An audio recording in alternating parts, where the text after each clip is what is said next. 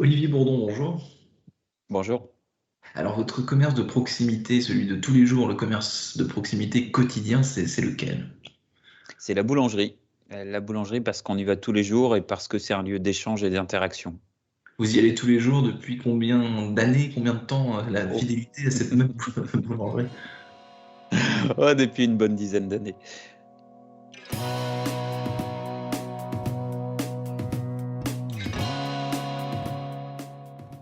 Bonjour à tous et bienvenue au Talk Décideur du Figaro en visio. Aujourd'hui avec sur mon écran et sur le vôtre aussi Olivier Bourdon, directeur de la Fédération des boutiques à l'essai. Donc sa mission est un peu plus claire, il s'agit d'ouvrir des boutiques en gros pendant une période d'essai pour être certain que l'intérêt des clients soit au rendez-vous et que finalement on n'ouvre pas une boutique pour rien. Donc combien de temps ça dure cette mise à l'essai, Olivier Bourdon, la plupart du temps? Et puis rassurez-moi, j'ai bien résumé votre activité. Non, non, très, très bon résumé. On est sur 6 mois d'essai renouvelable une fois. Donc au total, ça peut être 12 mois. Et ce, peu importe l'activité, peu importe la nature des produits vendus, etc. En fait, systématiquement, nous, on fait ce qu'on appelle un appel à candidature. Donc, on propose aux gens qui ont un projet de commerce de déposer leur candidature. Le dossier est Ouais. accompagné par des experts en création. Et après, il y a un comité qui choisit l'activité la plus à même ou la plus propice au local. Donc il y a quand même une phase de sélection, quoi. C'est pas si simple. Enfin, vous allez me dire d'ailleurs, quel pourcentage de projets acceptés, quels autres sont recalés, quand ils le sont, c'est pour quelles raisons, quoi. En fait, l'idée, nous, c'est de pas recaler des projets parce qu'on veut repeupler les centres-villes de commerçants de qualité. Ce qu'on veut avec notre concept, c'est lutter contre la vacance commerciale. Donc simplement, quand on a trop de projets, c'est encore mieux pour nous parce qu'au préalable, si ils vont pas occuper la boutique à l'essai, mais on va les mettre dans d'autres cellules vacantes du centre-ville. On est vraiment aussi, nous, sur un objectif de repeupler les centres-villes de commerçants. Alors, repeupler, donc j'imagine que on va en reparler tout à l'heure, mais votre grand ennemi, votre pire ennemi, c'est les gigantesques malls, les gigantesques centres commerciaux. Mais de quel centre-ville on parle? Parce qu'il y a des villes en France, j'imagine, qui ont un centre-ville très dynamique. De quel genre de ville on parle? On parle surtout des villes moyennes. Avant la période Covid, on avait une vraie crise sur les villes moyennes, de taille moyenne. Aujourd'hui, c'est un peu différent parce qu'on fuit les métropoles pour réinvestir les centres-villes des petites villes. Donc là, on observe une vraie tendance sur ce sujet-là. Donc, il y a Mais une on a quand même dynamique en ce moment qui est intrinsèquement liée au Covid, hein. Oui, là, on a une nouvelle dynamique liée au Covid. En fait, les gens se rapprochent des petites villes, des villes de taille moyenne, entre 30 et 60 000 habitants. Et donc, il y avait un commerce qui souffrait sur ces communes-là. Il y a un nouvel afflux de clients. Et donc, on voit une renaissance de certains centres-villes. Et nous, notre concept permet d'encourager et de permettre vraiment à des gens de tester leur projet de commerce.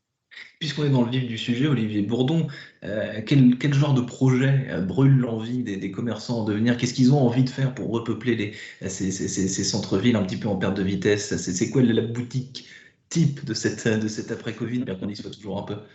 La boutique avec pré-Covid, on est sur la seconde main. C'est une vraie tendance aujourd'hui. Ah oui. On est sur les circuits courts. Ça veut dire qu'aujourd'hui, on a des gens qui veulent travailler avec les autres commerçants locaux, les artisans, les primeurs, les producteurs. On a vraiment une dynamique on retrouve le centre-ville d'il y a quelques années avec de la proximité. C'est-à-dire qu'aujourd'hui, on voit les nouvelles boutiques qui arrivent. C'est vraiment de l'approvisionnement à quelques kilomètres. Ça, c'est la vraie tendance aujourd'hui. Ce que vous nous dites finalement, paradoxalement, quoique c'est discutable d'ailleurs, c'est que le Covid a des effets bénéfiques sur le commerce de proximité et sur le commerce physique. Exactement. Exactement. Je pense que les Français n'ont jamais été autant attachés à leur centre-ville. Ils ont découvert les centres-villes avec les commerces fermés et se sont rendus compte qu'un centre-ville sans commerce, c'est terrifiant. Ça, c'est le premier point.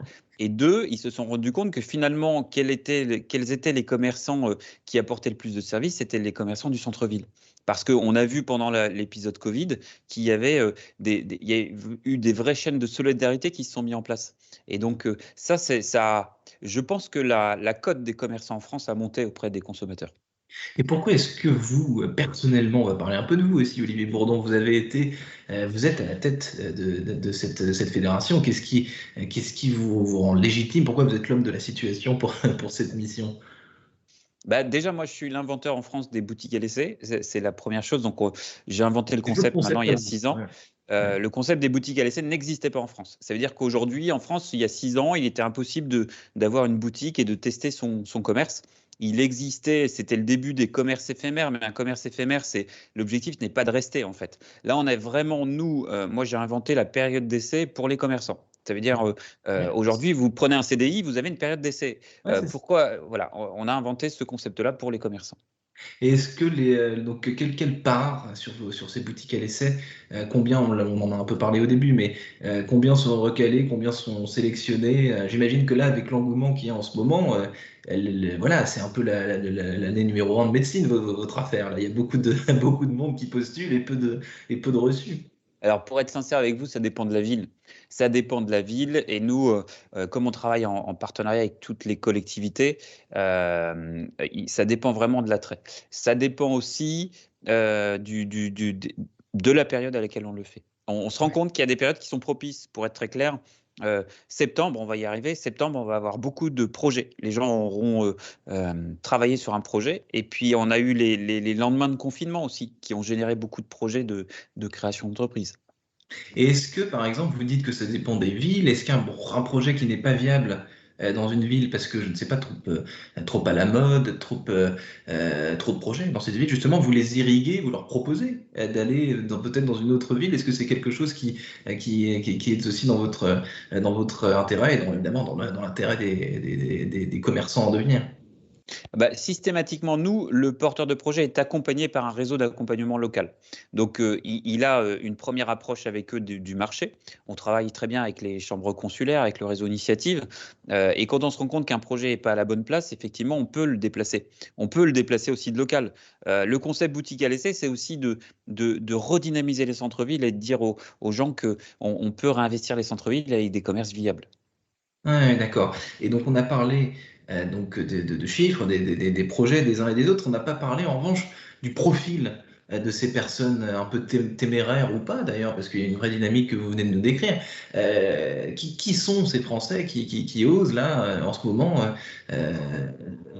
ouvrir, enfin qui ont l'idée, pour le moment c'est pas encore le cas, mais qui ont l'envie d'ouvrir un commerce, d'ouvrir une boutique. Ils ont quel âge? Euh, Alors, la moyenne d'âge, elle est soit c'est des jeunes, on va être moins de 25 ans, soit on va être sur des gens d'accord. qui ont passé la quarantaine.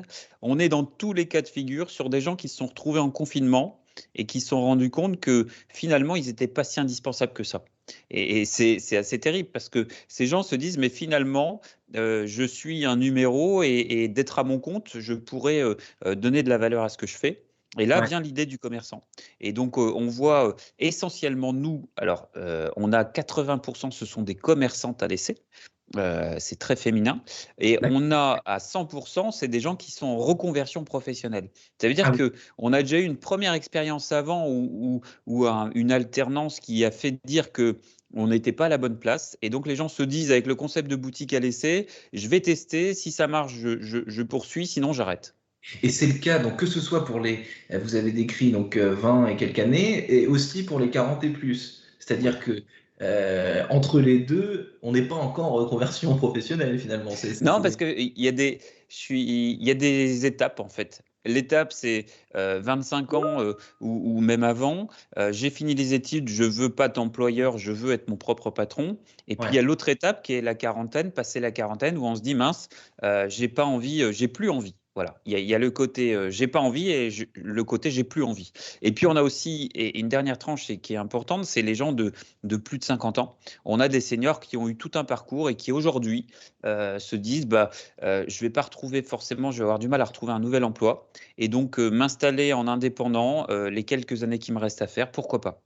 C'est un peu le syndrome, pardonnez-moi, c'est un raccourci un petit peu, enfin, remarquez, vous allez me dire si c'est vrai ou pas, mais c'est un peu la réflexion, j'ai 50 ans, j'ai une vie professionnelle, j'en ai marre, je vais ouvrir des chambres d'hôtes, je ne sais où, c'est un peu le même genre d'envie finalement. On est d'accord. Ouais. En fait, aujourd'hui, on sent que les gens veulent redonner du sens à leur carrière professionnelle. Nous, on est tous souvent surpris par rapport aux gens qu'on accompagne.